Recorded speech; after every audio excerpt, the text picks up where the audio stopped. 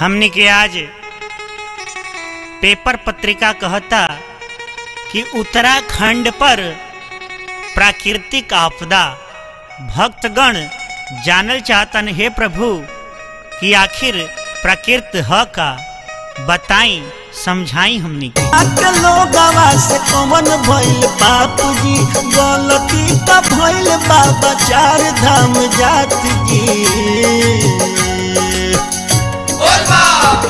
अरे दुनिया के लोगवा से कौन भइल बापूजी गलती का भइल रहुए चार धाम जात जी। नाथ जी के घरवा अरे नाथ जी के घरवा लोग भइले अनाथ जी। नाथ जी के घरवा लोग भइले अनाथ जी। नाथ जी के घरवा दुनिया के लोगवा से कौन भइल पाप जी गलती का भइल रहुए चार धाम जात जी। नाथ जी के घरवा अरे नाथ जी के घरवा लोग भइले अनाथ जी। नाथ जी के घरवा लोग भइले अनाथ जी। नाथ जी आइल पान मन दाकिनी के धार में सरधा लेके गइले हो सरधा लेके गइले सरधालू अपना साथ जी।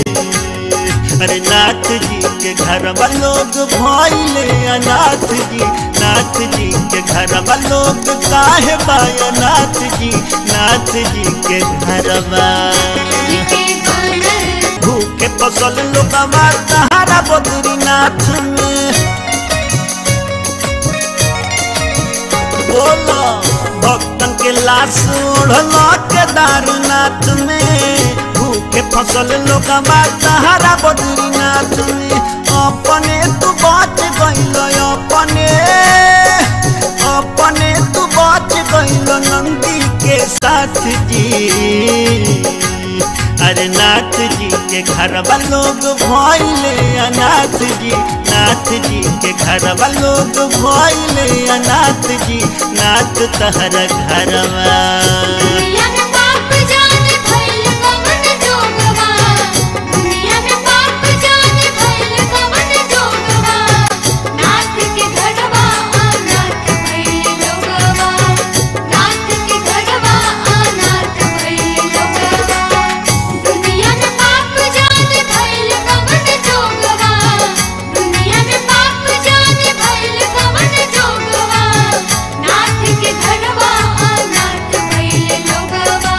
जब भगवान के घर सुरक्षित नइखे तब भक्त के घर के का होई आखिर सोचे के बात बा। देखो दिल्ली पर टूटल हो जमुना जी के कहर अलखनंदा गहवली श्रीनगर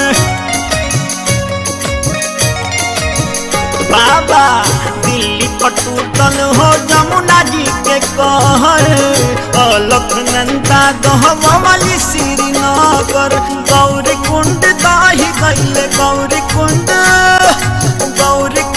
दहले मंदाकिनी के साथ जी। अरे नाथ जी के घरवा लोग भइले अनाथ जी। नाथ जी के घरवा लोग काहे बाय नाथ जी। नाथ जी के घरवा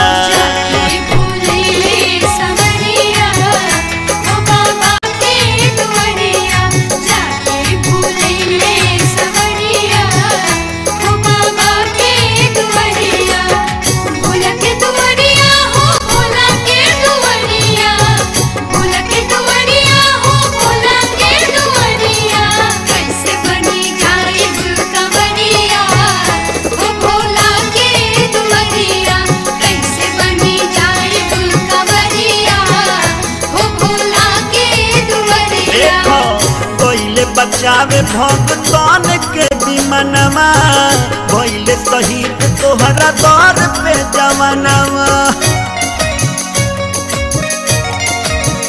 बाबा गइल बचावे भगवान के विमानवा भइले शहीद तोहरा दर पे जवानवा। पूछेले रतन कैसे पूछे रतन कैसे भइल क्रैश जी। अरे नाथ जी के घरवा लोग भइले अनाथ जी, नाथ जी के घरवा लोग भइले अनाथ जी, नाथ जी के घरवा। दुनिया के लोगवा से कौन भइल बापू जी, गलती का भइल बाबा चार धाम जात जी, नाथ जी के घरवा। अरे नाथ जी के घरवा लोग भइले अनाथ जी, नाथ जी के घरवा लोग भइले अनाथ जी, नाथ जी के घरवा।